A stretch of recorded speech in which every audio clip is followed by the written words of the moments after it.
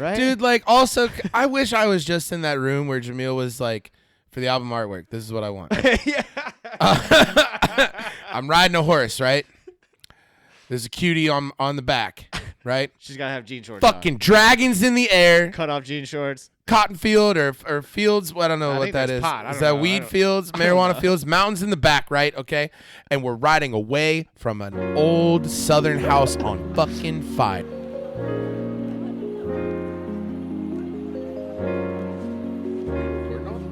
Yeah. Fuck yeah. Yeah, it's going to be great.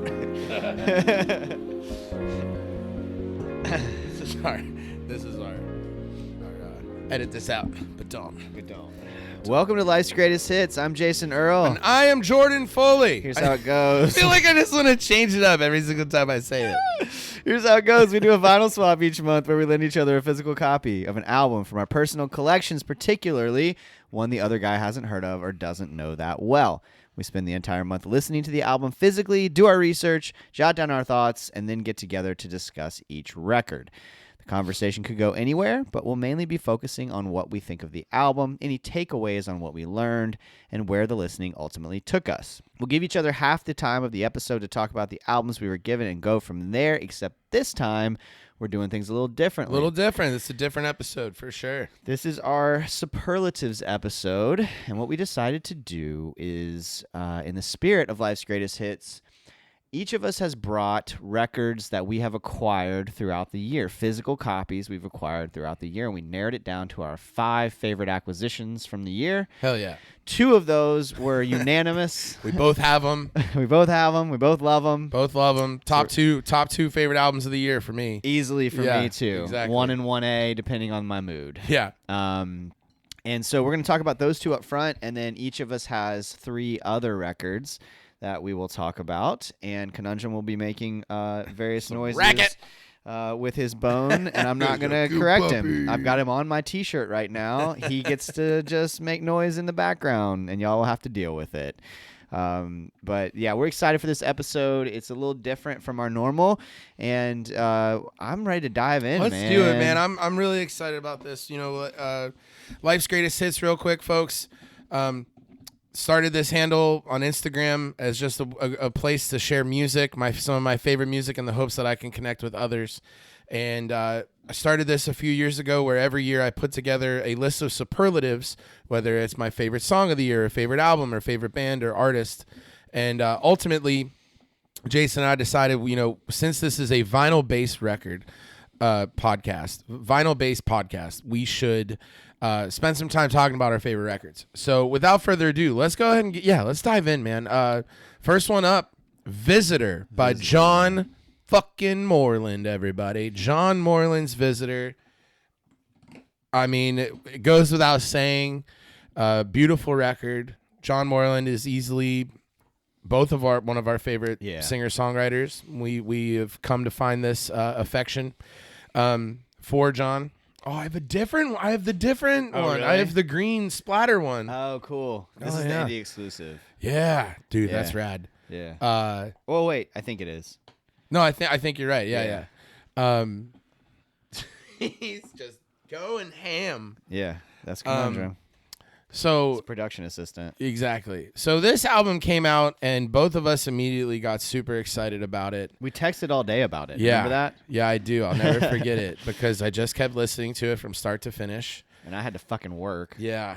So yeah, I mean, why don't you go ahead? Like, what stands out with the album for you? Well, a few things. I mean, this is the year of John Moreland for both of us. I feel like definitely the year of John Moreland. You know, you're gonna play some shows. You got to interview him. I got to interview him for the Marinade, and if that episode is out, so folks, definitely go give it a listen. It's a wonderful conversation.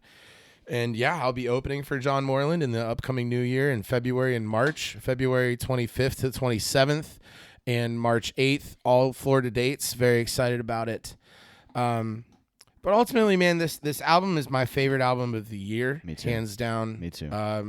John, definitely took time away and spent that time writing this album. And it really it is some of his best work. I mean, and that's saying something because we're talking about a dude who literally can rip your heart out with his voice alone. Yeah. But you add his songwriting talents and skills and the way that he can weave through his lyrics and words and the way he plays guitar and the way he doesn't give a shit, man. I mean, you know, like he's such a cool attitude, but such a gracious guy. Yeah. He couldn't have been cooler when I interviewed him. Cooler, yeah. And then, of course, you met him. He plays all the instruments for the most part. John Calvin Abney plays a little guitar. Yeah, on it. I heard that. Yeah, but he does all the vocals. Recorded at home. This record, I don't want to go into too much detail because we have a lot to get to, and also you can hear a lot of really cool stuff from John on his episode of The Marinade with Jason Earle. Yeah. So go check that out. Because we got into the details of him going off the grid for a while, and he inspired me. I mean, right behind me, I have my MP3 player, and I have my point-and-shoot camera. I now, when I go to work, I leave my phone at home. Damn. So that's why you don't hear from me during the day. Yeah, no, I figured. Not because you're teaching. Right. Not because you're a teacher. Not because I'm because you just don't have your phone on. Because I don't have my phone. But it's made me a better teacher. Yeah, man. It's made me a better teacher. I'm more focused. It's made me it's lessened my anxiety. Yeah. I've been writing a lot more. Yep. Lines and ideas come to me when I'm at work or if I'm riding my bike to work. And most of the time, when I have the dogs with me, as I do right now, I often bring my phone just because it takes better pictures than this camera does. And I really like pictures of my dogs, so I take my phone with me sometimes when I have the dogs with me. But for the most part, unless I need to Uber somewhere or I'm flying. Yeah. John really inspired me to kind of rethink my use of technology, and this record has meant more than just the songs in it. I mean, the whole lifestyle, the whole bit, the whole thing that his whole kind of oeuvre. I mean, everything about the guy. Yeah. And it's been really cool to connect with him. You know, it just I feel like I'll send him messages sometimes. And he'll respond. You know, it's a little loud now. Okay. Sorry. Hey, boy. Sorry, dude. The bone is like crunching in my brain. Come here. Such a sweet dog. You're a sweet boy. Oh, now she's getting into it. We'll see. Let's try it again. Yeah. No. Anyway. Yeah. Man, about this album too, real quick, it's just like every song's good. Yeah. Yeah. And like when it first came out, like Blue Dream Carolina was my favorite song. Yeah. You know, and then it became Gentle Violence, and then it became One Man Holds the World Hostage, and then it was like The Future's Coming Fast. But ultimately, I now where I'm at now, my favorite song on this album, Ain't Much I Can Do About It. I don't know why. I think there's like, it speaks to me directly. Yeah. Like I relate to it so much. But ultimately, Mariah and I got to go see John Moreland at Ponte Vedra earlier this year, and he played Visitor, and this was before the album came out. Mm-hmm. And when he played Visitor, I mean, obviously, I was already crying the whole show for so many reasons. I didn't get to see John Moreland the 3 times that I tried to see him, so it was the first time getting to finally like go to one of his shows. Yeah. That blew me away, and then he played Visitor at the end of near the end of the show, and I was just blown away. So hell yeah, yeah, what a record, man. Yeah, I mean, just incredible. So good.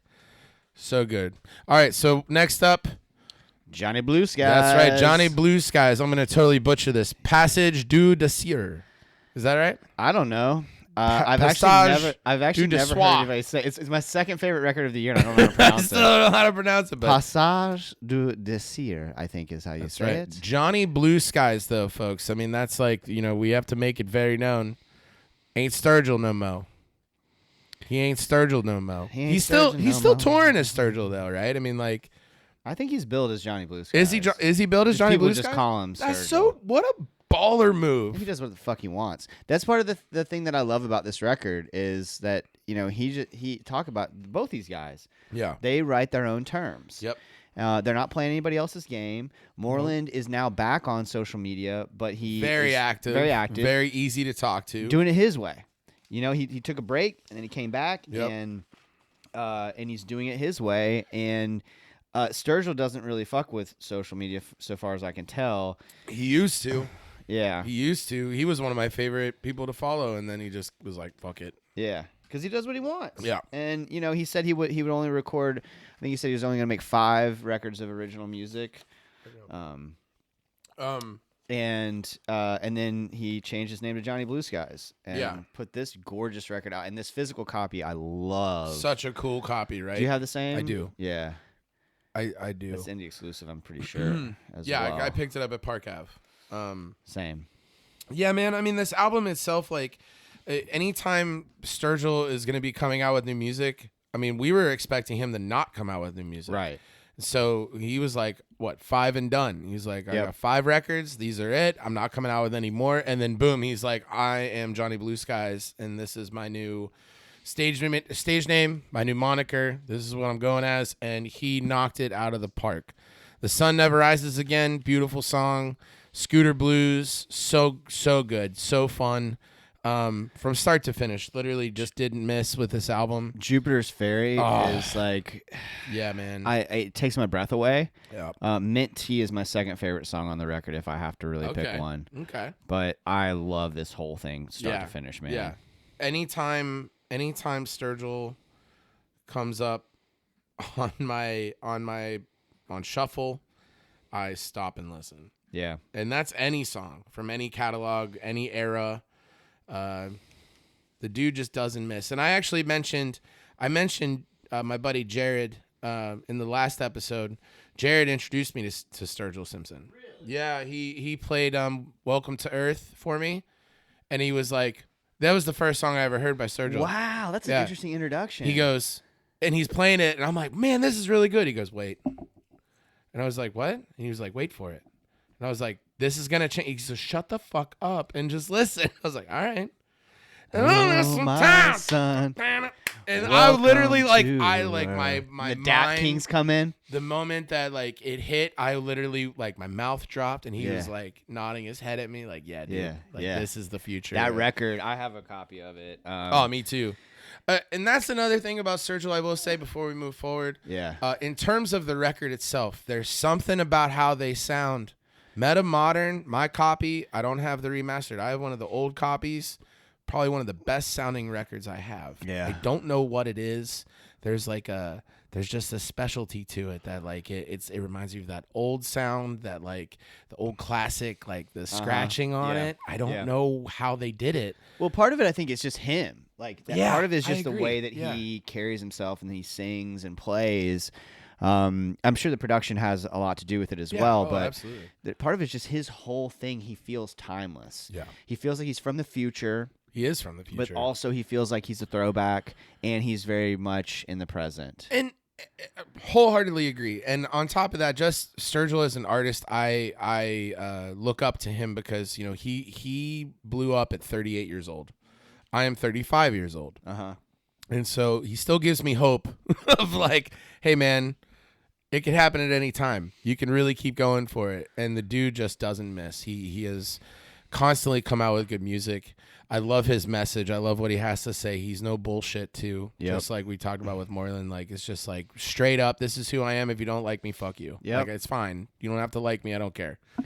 There was you talked about him blowing up at 38. Like I saw him right before he really popped. Yeah. A couple years after High Top Mountain came out, and sorry, we're pausing. You have some of the cutest, I have the cutest I dogs. have the cutest dogs. They really do. Yeah, like, yeah. They're just laying here hanging out. Yeah, they're the best. We took their bone away, and they're like, all right, fine. We'll still hang out. We'll just hang out, yeah. I'm not going anywhere. Kind of want to sit at your feet anyway. I saw him at Jackrabbits in Jacksonville. I just played there. Awesome. The band and I played there earlier this year for the Nice. first I time. love that venue. Yeah, it's a cool spot. And I was about to go to sleep.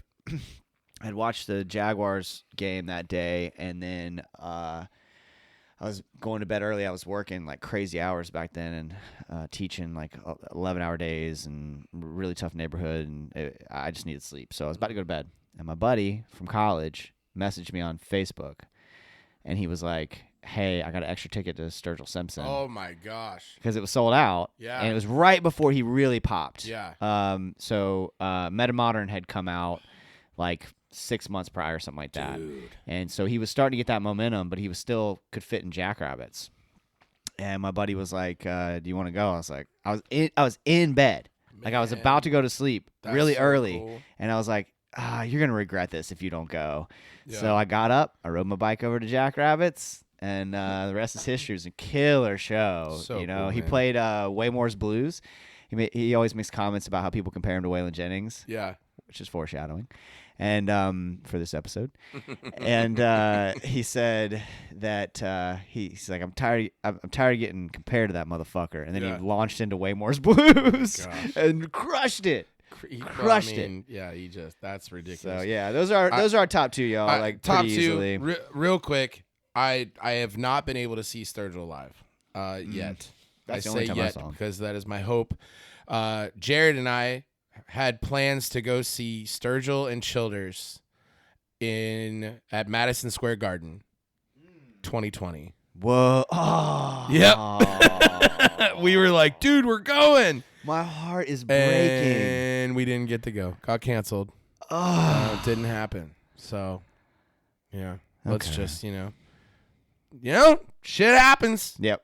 All right. So what else you got? Let's do it. All right. So the way this is going to go, we're going to go back and forth here, right? Yep. So we talked about our two favorite records of the year. We both bought them on vinyl. Very excited about Visitor and Passage du Désir. Johnny Blue Skies. That's why I just keep calling him Johnny Blue Skies. But I'll go first, then Jason will go, and we'll just take turns, man. My first record, it goes without saying, we talk about BJ Barham all the time. We talk about American Aquarium. Easily my favorite band of all time. And when I say band, I really mean it's BJ, because BJ leads the pack and he's the man. Writes it all.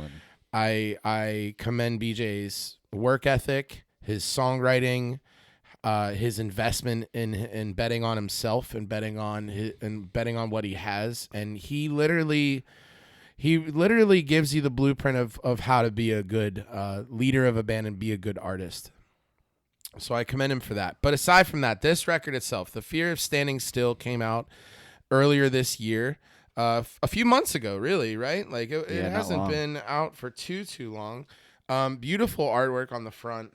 And I believe BJ has the original painting hung up on his wall that he talks about. Typically, BJ goes on like these vacations where he goes and writes these songs. Yeah, Jason has this copy too, man. I mean, like it was gonna make my list, but I knew you were can't gonna go choose wrong. it. And what's cool is Jason and I both have different versions of the record. So let's just dive into that real quick. Jason has the blue smoke version, and I have the rainbow edition. I'm so jealous of yours. I ordered this the minute it was offered. BJ does a really cool thing where if you want to help out in helping make the record, you can pre-order it way ahead of time.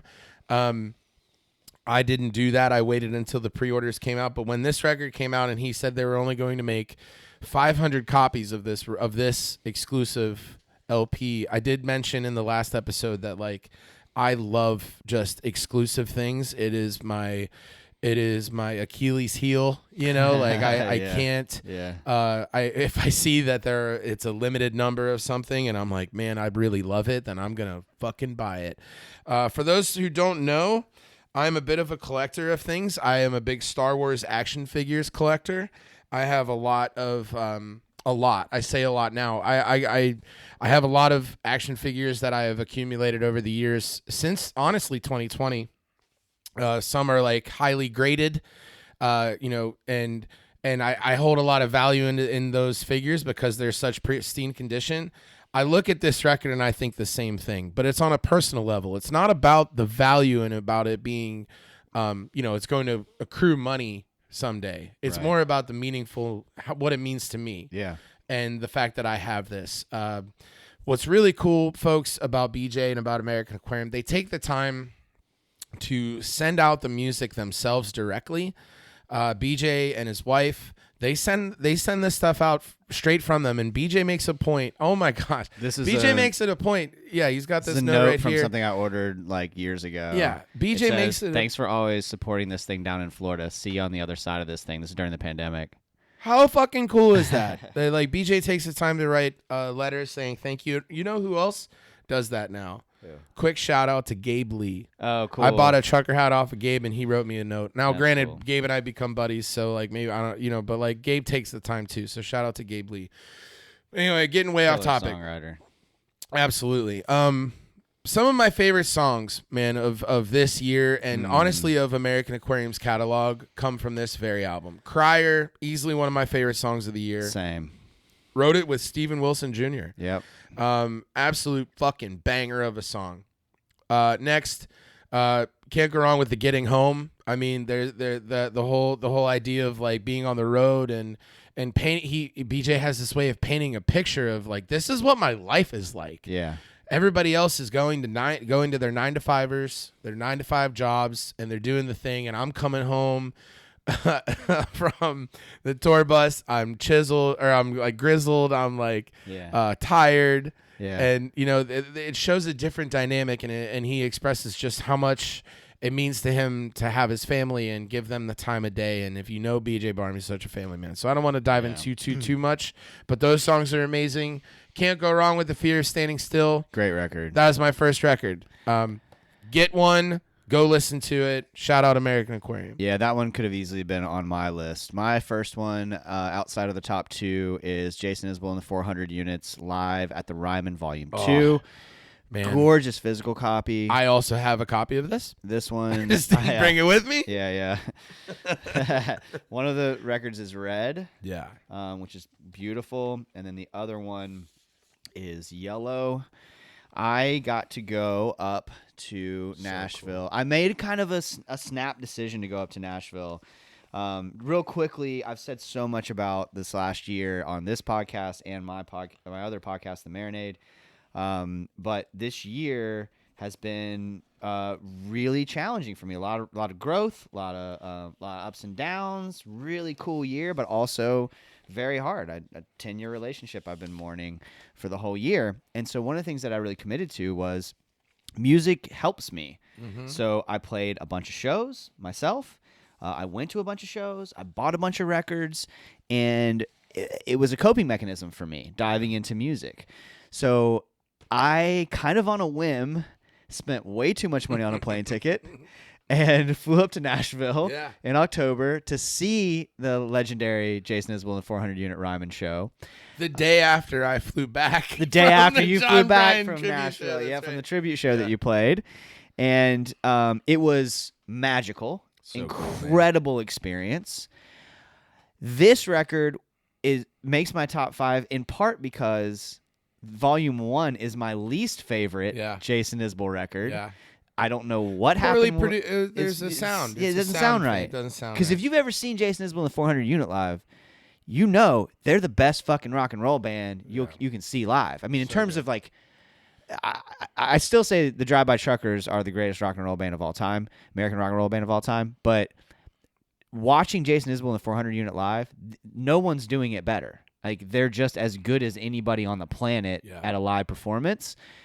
And Volume 1 didn't capture that. This captures that. And you know what I didn't realize?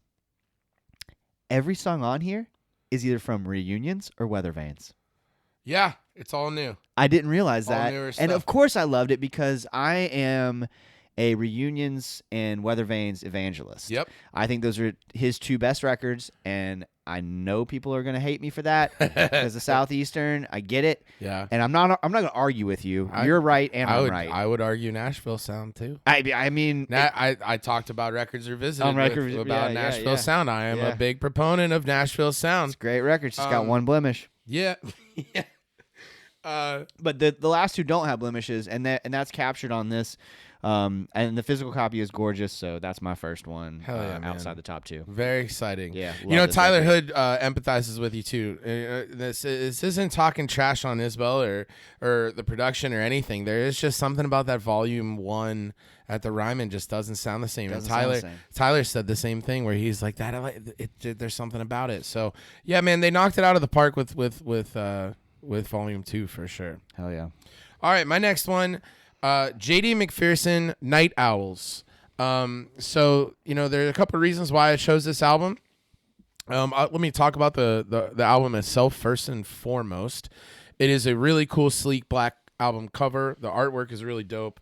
But this record in particular, this copy comes with a signed copy by J.D. McPherson. Now, to go a little bit further into this, in terms of it being a signed copy, I got to open for J.D. McPherson in Jacksonville at Intuition Ale Works. I shot my shot, and I hit up Intuition Ale Works. I hit up their manager and asked them, hey, how could I, is there anybody opening for J.D. McPherson? I would love the opportunity.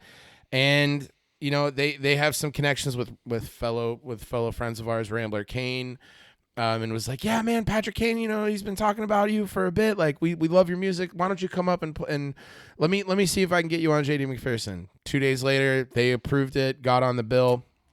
Man, it was awesome, man. I drove up on I think it was like a Tuesday afternoon, drove up to Jacksonville and played the show. It was one of my favorite shows of the year.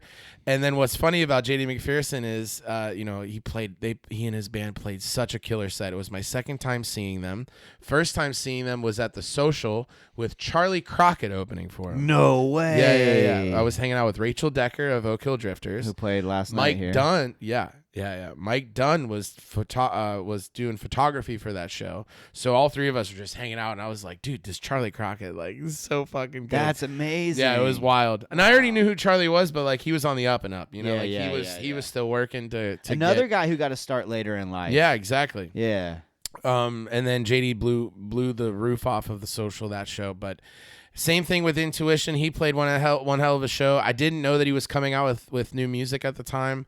And then at the end of his show, before the encore, he and his band went running off to the green room, and I took my set list, which I got to tell you, this is not something I do, folks. I do not chase after artists and ask them to sign things. I don't ask them to take photos. I really try to just be friendly. I think that's the whole idea, is just I'm an artist too. Before being a fan, I gotta I've said this before, I gotta kind of hold my excitement when I meet artists sometimes. Yeah. But with J.D. McPherson, there was something about his energy, and he has such a high caliber for me. There's that rockabilly sound. Going back to North Side Gal is like one of my favorite songs of all time. I've always been a JD fan. I chased him down into the green room and asked him to sign my set list. And I have it framed in my office. How do you respond? So kindly and warmly. Yeah. Like, he was like, man, thank you so much. And I told the story about, Charlie Crockett and like getting to see him play. And so he, during his show, he mentioned it, gave me a big shout out. Like, he was so kind to me and so warm. But you could tell, as an artist, I'm getting you right before you're about to go back up and play 4 songs. So let me get the hell out of your way. I just wanted to see if I could get you to sign this, please. Yeah. And man, I mean, I ran out of that green room, and there were fans later in the night who were like, dude, how can I meet JD? I'm like, I don't know, but I got to go. I got to get back to Orlando. So the autograph is awesome. The copy of this record, super, super cool. It's got this white coat with a black and blue swirl. Yeah, man, the minute this album came out too, it blew me away. It's a beautiful It was such a beautiful record. Look at that thing. It's so good, it's tough whenever you have artists who haven't released music in a bit, because you never know what they're going to come out with. You never know if they're going to evolve or what's their sound going to be like. Is it going to be any different? And I will say all of the above with JD. This whole album is just a new venture. But it's also him. It's his original sound. From start to finish, you can't go wrong. Every single song is a fucking hit. I love J.D. McPherson. If you ever have a chance, go see him live and go listen to J.D. McPherson's tunes. Hell yeah. That's an interesting point that we should put a pin in and maybe talk about it in a different episode. Oh, definitely. That idea of we are kind of in the world that we're a fan of. Yeah. So I get to sit down with a lot of people who I revere. Exactly. And you can't just totally fanboy out, but at the same time, I can't hide my enthusiasm. Anybody who's been around me for 5 minutes, I wear everything on my face. Sure. And you're pretty similar. I am. And so, like, we're very emotional boys. And Yeah. we show it pretty clearly on our faces, you know? Exactly. It's the same thing with when I met John Moreland at Grimey's, which I talked about in the last episode. Like, I knew in my heart that if I didn't say hi and let him know how much his music meant to me, that I will regret it for the rest of my life. Yeah. And come to find, like, if you just step beyond your appreciation for the music and you look past the fandom, and you talk to people like they're people. Yeah. We're all people. Because they are. Like, almost, You know? like, to a person, they've all been cool. Yeah. You know? And in terms of, like, John Moreland got me on his shows. Like, the fact that I can say that is pretty cool. Like, it is. I think in my head for a long time, I always thought it was like, oh, hit up the agents, show the booking agent how valuable you are. I don't know, man. I mean, if you have a favorite artist out there, folks, that you want to connect with and they're accepting of that, like, as long as you're nice and you're not creepy and stalkerish about it all, like, don't be over the top, man. But like, just like let artists know how much you appreciate them. Again, that's why we do this damn thing. Let's roll. All right, Boulevards. We are on a good roll, man. Boulevards, Carolina Funk. Hell yeah. Barn Burner on Tobacco Road is my next one. What a cool piece of artwork, isn't it? That's fucking badass. Jamil's whole thing is so cool. And like, look at that. Look at that, dude. That's so rad. So it's a gatefold. I'm a sucker for a gatefold. Good gatefold. I love Can't a gatefold. go wrong with the gatefold. Because you can prop it up easily, and then I love the extra artwork. Jamil is so cool. I got to interview him earlier this year for the Marinade. He wears all denim all the time, and he looks so fucking cool in it. I've listened to some of them. I haven't done a full-blown dive yet. Dude, I recommend a full-blown dive. You interviewed him, didn't you? I did, yeah, earlier this year, yeah. And he was gracious with his time and energy. He is several years sober. I don't know exactly how long, but he talks about it in the episode of the Marinade where I talked with him, and he has opened a vintage store, which is near and dear to my heart, of course, because my other addiction is vintage clothing, in addition to records.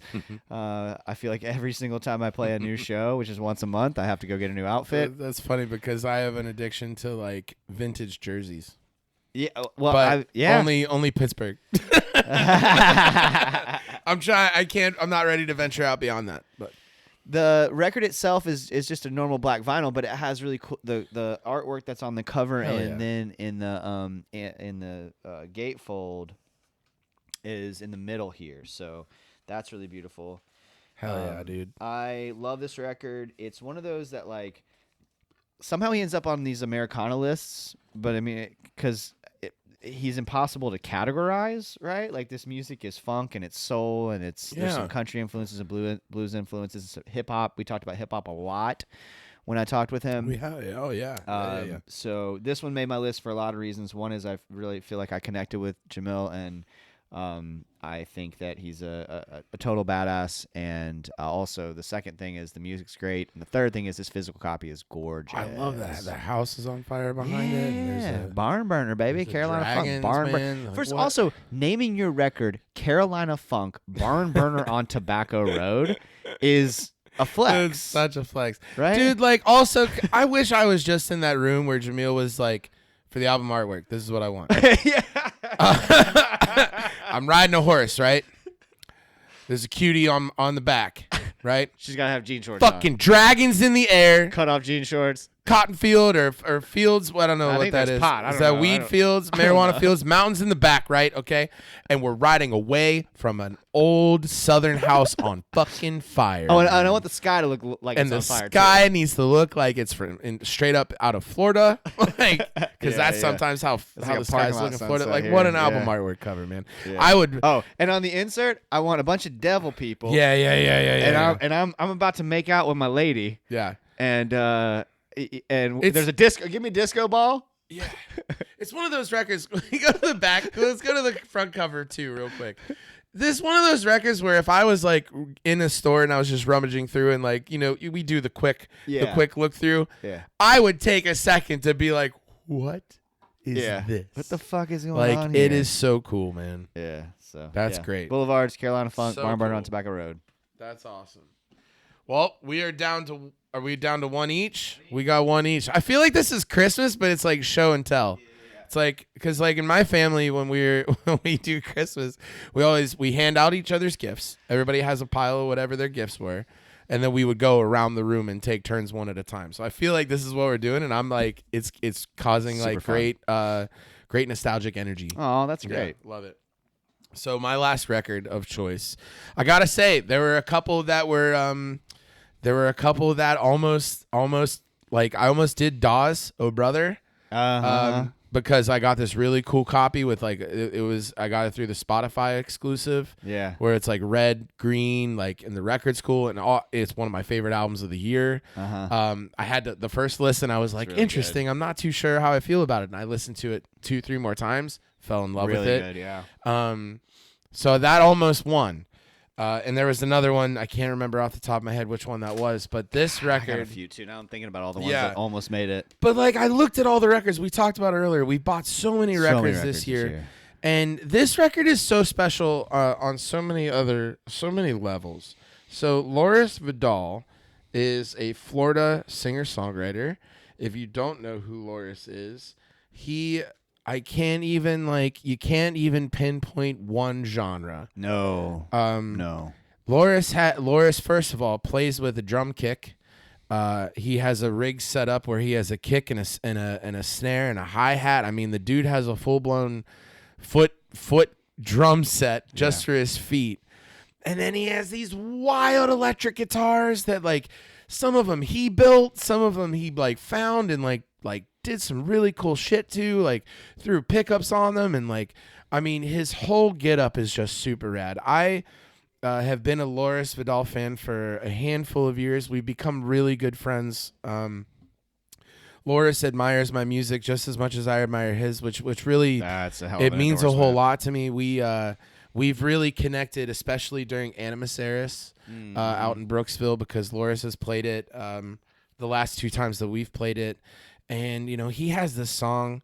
There was a few years ago, Terry Binion and I were putting together a show called Duets in Orlando. I remember that. Where we wanted artists to be able to pick a duo partner to collaborate with. And we asked Loris Vidal to be on it. And he was like, absolutely. And he added Chief Cherry as his saxophone player. Chief Cherry is like the lead of a big band out of Coco, I think. Okay. And when I tell you, like, Chief himself is such a cool dude. He played Shoot Your Skeletons with Loris, and it absolutely blew my mind. But I digress. Let me get into this album. So Loris released a brand new album recently. This just came out. It's called Horribly Good Times. And what a title. Yeah. What a title. Before I even like dive into the record itself, the packaging is rad. It's like I promise we're all okay here in Florida. We're good. We're doing all right. We sound like really sad boys. We are. We're okay. It's all right. The packaging on this is so rad. It's like a sideways smiley face that it is on the actual packaging. It's not on the record sleeve itself. It has all of the songs on the record. Like, it gives value to the like, not just the sleeve, but the packaging. And I think that's rad. And I actually just hit him up yesterday and was like, who made these for you? Because this is so cool. He did tell me, I can't remember. But Loris did not release this album yet. So it is not accessible on streaming services. Oh. And that is ultimately why I felt like this was one of the most valuable records that I purchased. Because, folks, let me just put on my artist hat real quick. We're trying to figure it out, man. Like, we're all just trying to figure out how to like put out music and make it valuable enough for you to want to invest into it, and then also for us to try to make a living. And I look at Loris and what he did, and you can tell by the music alone. Also, Shoot Your Skeletons is on here, and that's like one of my favorite songs. But you can tell by how much time he put into the production of this album, especially because it's him, it's his music. You can tell like it's him playing. Like it's not, he didn't go like above and beyond what Loris brings to the table. And that dude is a whole one-man band in himself. It's amazing live. It is amazing live. It's and you and I amazing. both have seen him live together, actually. Yes, So, we have, yeah. You know, over the years. But I think it's such a cool concept that Loris took the time to release the album on vinyl first. And I also believe that he did a pre-order like fundraiser where he's like, you know, if you want to pre-order the vinyl, you will get it directly if you order it now. And a lot of people did that, and it helped him fund the record. So if you are a thriving artist out there trying to get somewhere, like I am, and trying to figure out, okay, well, I really want vinyl. I get asked to put out vinyl all the time, and it is literally like on my bucket list. When I get to put out my first record, whether it's Give to Get a Day or the band's out, the first album, or a future album, How about both? All the above. Yeah, I mean, I want to make that happen, but listen, like getting vinyl made is just so expensive. Yeah. So I think, again, this is such a cool concept to put out an album before it's even released. You know, like you can't go find this album on Spotify. I looked, and then I talked to Loris literally this week, and he was like, "Yeah, I'll be rolling it out slowly." And it's like, that's the concept. That's what we should be doing. We should because with streaming services, they only want one song at a time.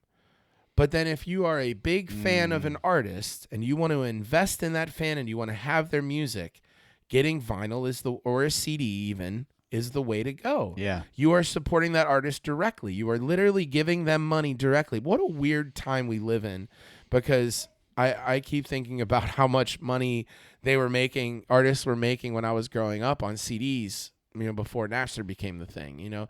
So I look at this and I'm like, this is the market. As an artist who's trying to brand myself and build a business and start to hit the road and go beyond Florida, this is inspiring to me. So it wasn't just about the music alone. Cool. I got to tell you, I only listened to this album once so far. Yeah. It absolutely blew me away. But overall, just the whole idea behind this record, so cool. And then lastly, it's just it's a really cool orange color. So Florida. Yeah, it is. It's very like orange, Yeah. like an orange fruit type of album. So yeah, orange man, fruit. Orange fruit, you know, and I literally like I just opened this, so Cool.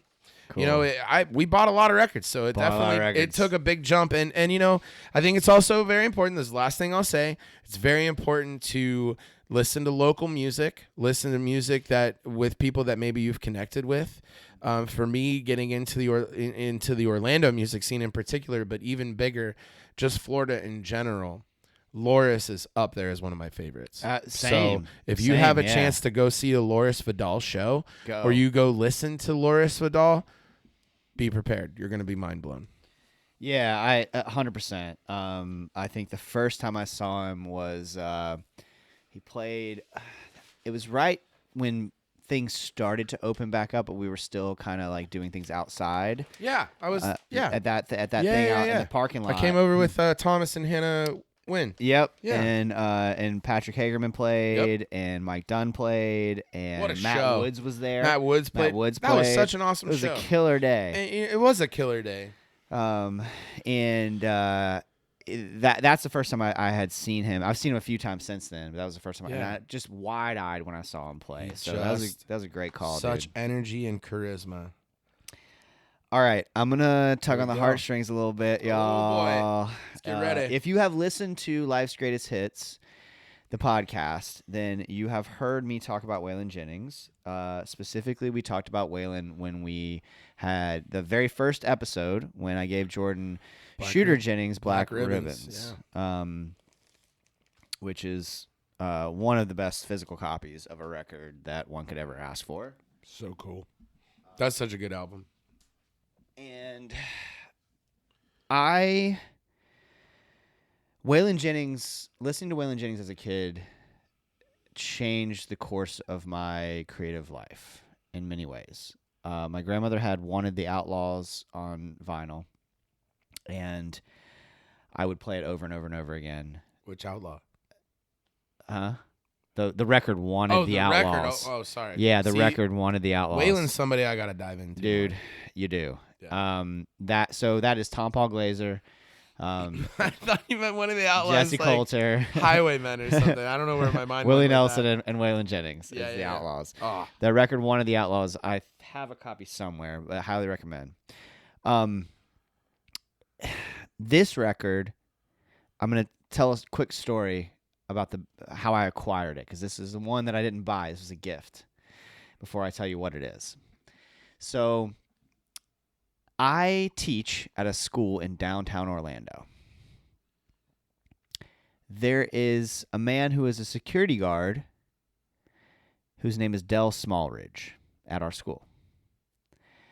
I grew up in Ocala, Florida, which for folks who aren't familiar with Florida geography is about an hour and 15 to 30 minutes north of here by car. My parents live there. His parents live there. Yeah. That's where I grew up. Born in Kentucky, grew up in Ocala for the most part.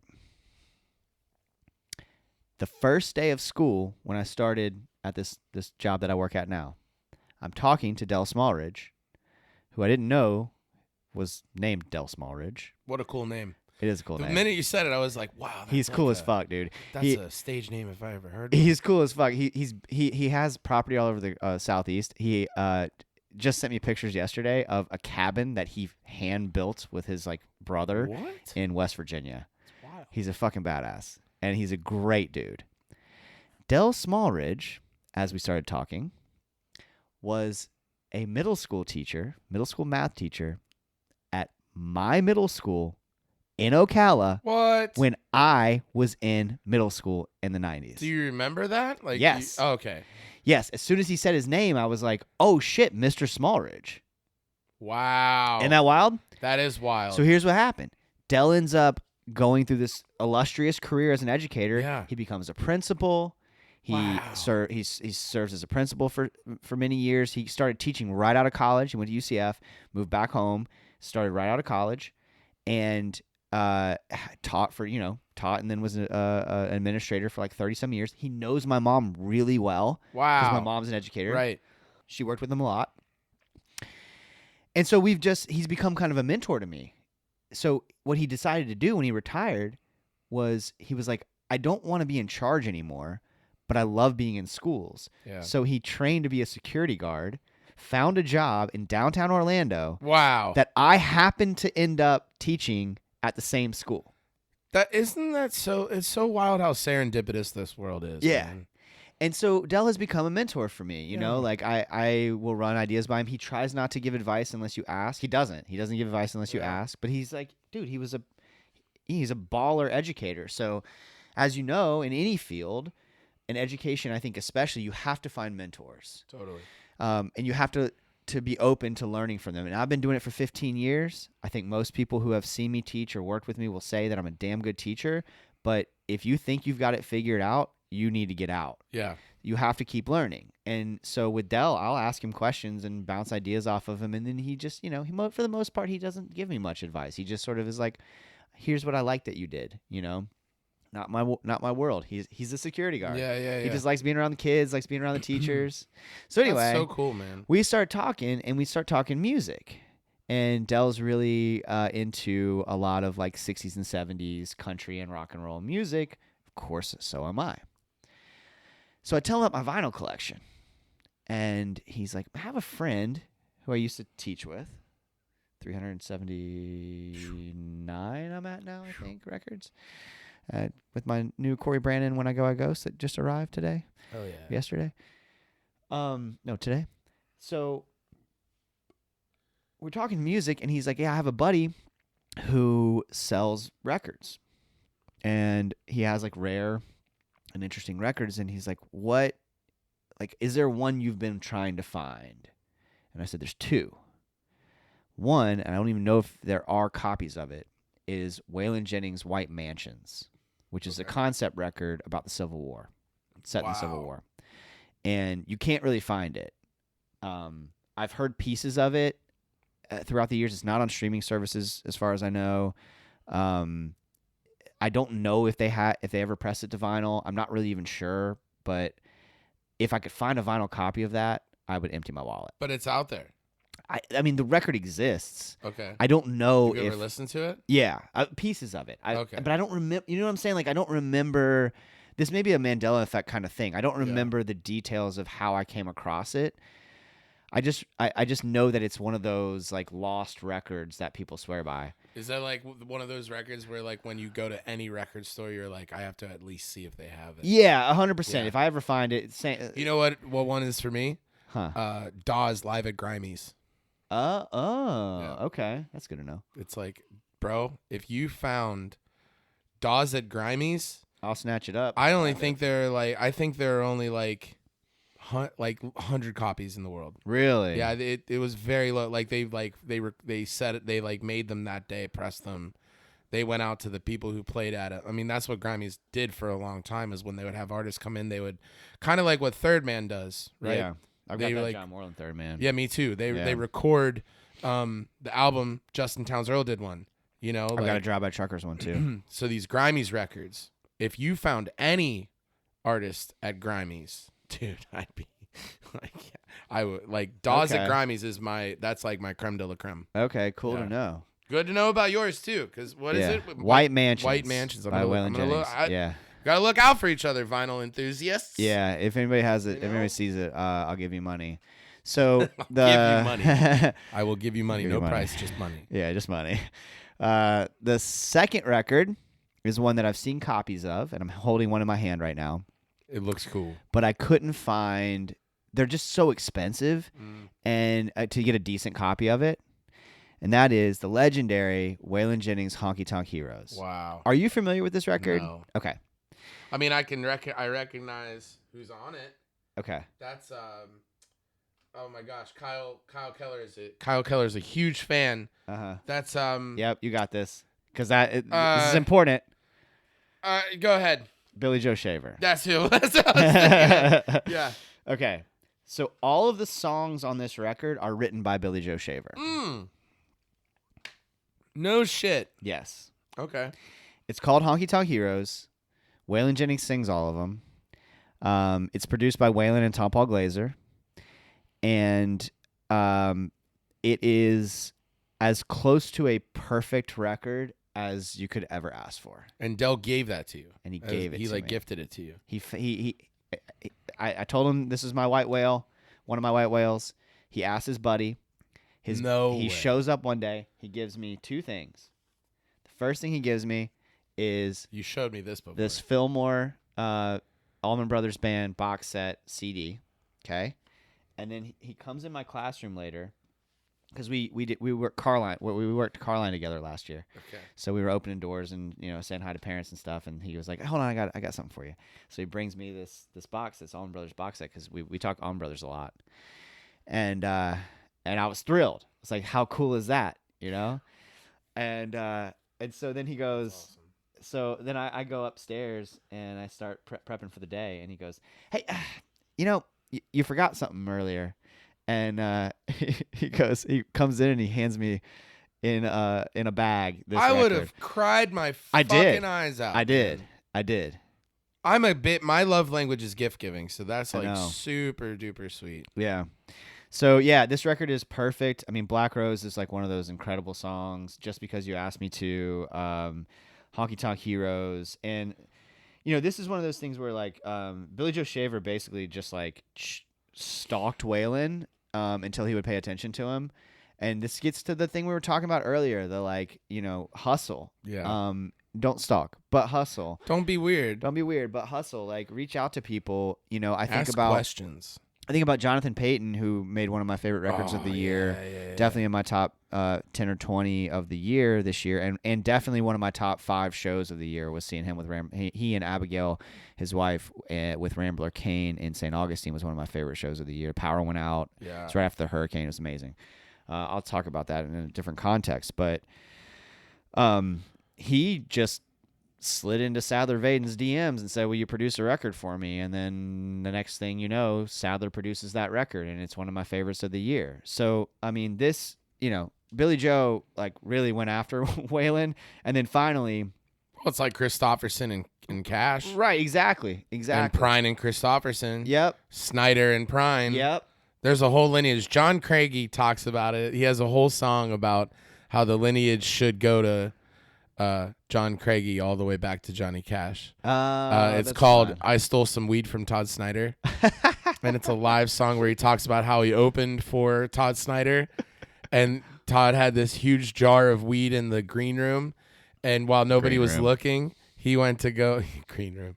When nobody was looking, he went to go take some. And so the song is I Almost Stole Weed from Todd Snyder. And then in the middle of the song, he goes, there's a whole lineage that goes all the way back to Johnny Cash. And he runs down it. So that's what I want to say. Is it goes Johnny Cash, Chris Christopherson, Todd Snyder, or John Prine, Todd Snyder, John Craigie. That's He's great. like, it should be me. That's great. Yeah. So this record, everything about it. I mean, the cover photo is so fucking That cool. is a really, really cool photo. It's like one of those ones you just stare at it for a while. Yeah, you just wonder what was being said in the room. Yeah, and, super candid. Yeah. Yeah. And it's like in that sepia. I love sepia. Like it's just sort of like that whole vibe. Is this album available on streaming services? Or Yes. Is it? Okay. Yeah, you can I'll stream have to it. check it Yeah, out. You should check it out. I very rarely put this on the turntable because I just want to preserve it. Yeah, yeah, It's yeah. in really good condition. Yeah. And that's what I'm saying is, it's not easy to find a copy of this original pressing of this in good condition. So cool. And they're always like outrageously expensive. And Dell just bought it for me and just gave it to me because I was What like, is it valued at? Do you think? I don't know. I haven't looked it up. You haven't looked. You should. Maybe we should look on Discogs. Or Yeah. something. Well, we've been talking about Discogs for a while. And we should probably. This is 1973, That's by the way. great. This is an original pressing from 1973. So wild. How cool is that?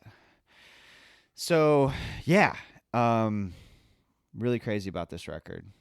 That's so awesome. Shout out to Dell. Like Hell yeah, legend. I think getting records for somebody is a great again, gift giving is my thing.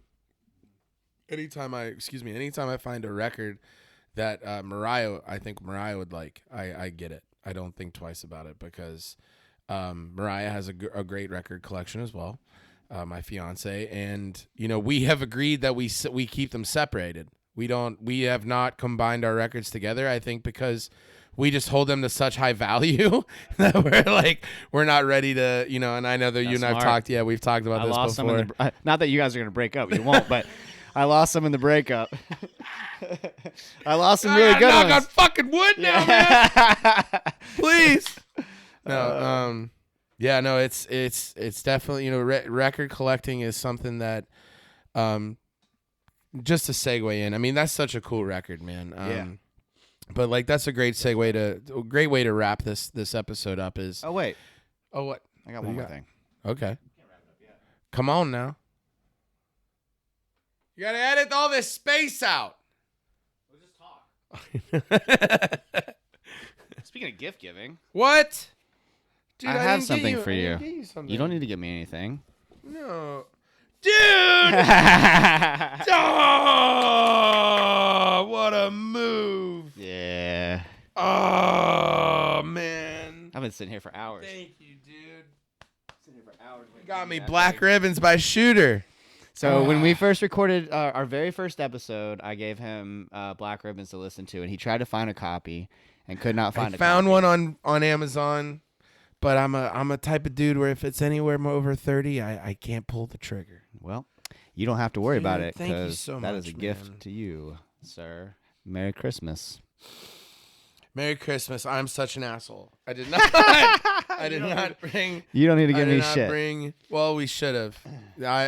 You bet your bottom dollar next episode when we come back, you will be gifted a record from. It won't be Johnny Swim. I promise that it won't be Johnny Swim and it won't be Zach Bryan. I mean, I will say. So I did get American Bar Scene because I pre-ordered it. So if you guys don't know all the drama with Zach Bryan, man, I mean, I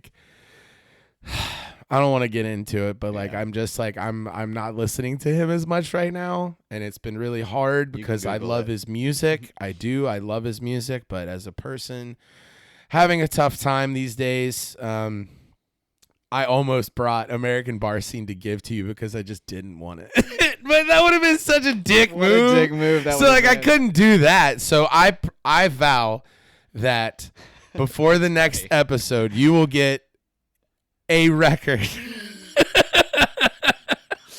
Man, thank you so much, dude. What a great way to wrap this up. You know, folks, what I was going to say earlier is just like I think there's the resurgence of vinyl in the last decade or more has just been it's been so special. You know, I got into record collecting because of my mom and my dad. They had this awesome record collection. I have a white whale too.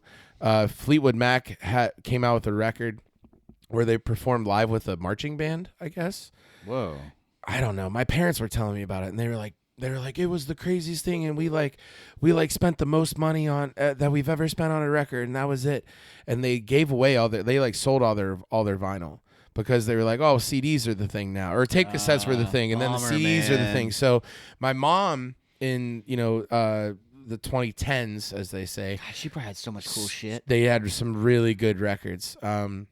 My mom spent a lot of time trying to get a lot of those records back.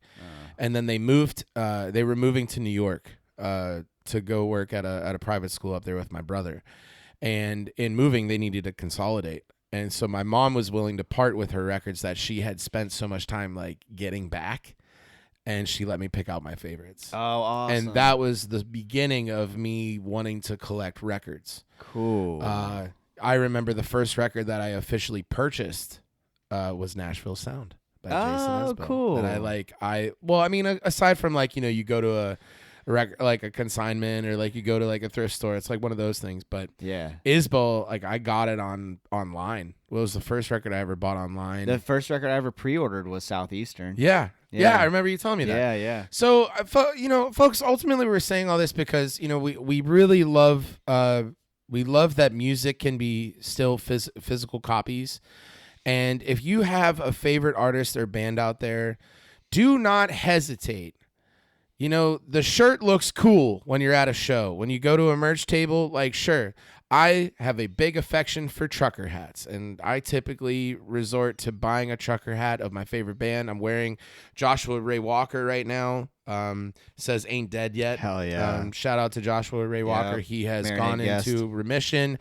No more cancer in Joshua's body. So love you, dude. Really big Sweetheart, shout out too. to you, man. Talked me down from a panic attack. Oh, I remember that at the show that we played. Golly. But, you know, folks, the best way to support your favorite artists is to buy their shit direct. Yeah. And, you know, vinyl is the way to go, not just because of the value of having a physical copy of somebody's music in your home, but to actually put it on and take the time to hit play, hit start, watch that needle come down, hear the scratching of the needle hit the vinyl, and then the song starts. There's something about it, man. Special. If you have not taken the time to listen to a fucking vinyl record, you should. It's pretty affordable to get a setup these days too. If you're like vinyl curious, Vinyl Curious. yeah, That's a cool name. it is a cool name. Well, Americana Curious already. Well, shout out to our Shout out friends. to our friends Americana Yeah. Curious. Anyway. And they're doing good work. They just had They Aaron are. Lee Tajin on. Oh, yeah. Shout out to that. Yeah, That was awesome. That was cool. Anyway, as you were saying, Well, yeah, if you're vinyl curious, it's pretty affordable Yeah. these days to get a setup. I mean, I have a couple of record players. One Yeah. of them is needs a lot of work, so it's just we for have show. we have a very similar setup. I'm looking at your record setup Yeah. right now. You got the Audio Technica. Yeah. I have Audio Technica that's Bluetooth. Mine's, And then you got Bluetooth. the Edifier speakers. Those Yep. are affordable on Amazon. I just bought myself a set. Yep. And they sound great. They do sound great. You know, you can blast that shit throughout the house. Yep. So, you know, again, like music can be something beyond Spotify and streaming services. At the end of the day, we artists are not making money off of Spotify. It's just a fucking truth. And I'm saying fucking, I've had a couple beers, and I haven't eaten, so I'm just like at a cursing stage. Fuck yeah. Fuck yeah, man. But no, like on the real, it is very difficult. You can't make a living off of Spotify listens unless you're Taylor Swift or Drake or somebody who gets millions upon millions upon millions of listens a day by thousands and thousands of artists. We do not depend on Spotify as a way of income. Spotify is a popularity contest. If I'm sharing music on Spotify, it is because it is the easiest way for you to go and listen to my music, and I will benefit from your listen. I'm not benefiting from getting money from your listen. I'm simply benefiting from the fact that I get more listens and you're taking the time to give me those 3 minutes per song. So you can do that. And we always, for me, I always highly encourage everybody to go listen to my music on Spotify, simply because I don't have a lot of physical copies of my music. I have some CDs circulating out there. A lot of people, I got one. But I've sold all of them along the way, and That's nice. And merch is hard to hard to, Store. It's a hard business to figure out. I'm still trying to figure that out. But ultimately, man, at the end of the day, we are vinyl enthusiasts. We love everything that we have here. It has been such a wonderful ride so far doing a vinyl swap, this podcast, Life's Greatest Hits, a vinyl swap. I love you, dude. I love you. I appreciate you and jumping on board and helping me get this thing going. I am so excited for what we have in store. Man, we got there's so much momentum. So much momentum. And the love back at you, you're firing me up so Thanks, much. Yeah, I think it's important. I told you off mic, and I'll tell the folks listening that Jordan and I are close friends in addition to collaborating. And I told him the other night when I played my show here at Barley and Vine in the Milk District in Orlando, that Jordan's fire about his creative work and the way that he approaches moving forward with that creative work has not only benefited me in terms of what matters to me creatively, but also personally, because I've been through pure hell this last year, and Jordan's been there every step of the way for me. Every step. And on a personal level, on a creative level, and I can't say enough about how much I love you and how much you have positively influenced my life. I'm sitting here right now feeling pretty fucking good. Pretty fucking good. And you've seen me in the last year. You know that it's been difficult. Yeah. And yet here I am because I've got you. I've got friends like you, but also you specifically. The creative is blending to the personal, and it's helping to edify me in every aspect of my life, and I'm just so grateful, buddy. Thanks, man. Fuck. We did so well not tearing up this whole year of podcast episodes. That was very sweet of me to say. I love you too, man, and there's only up from here. We cried at least once. Yeah, probably. We're both a bunch of saps. We cry. We're criers. We're criers. What a way to end it, man. We hope you have a wonderful holiday. With a lot of joyous occasions with your friends and family. We hope you listen to your favorite records, go see your favorite artists, and Happy New Year. We'll see you in 2025, everybody. Thank y'all for sharing your life's greatest hits with us. We'll see you again. Damn.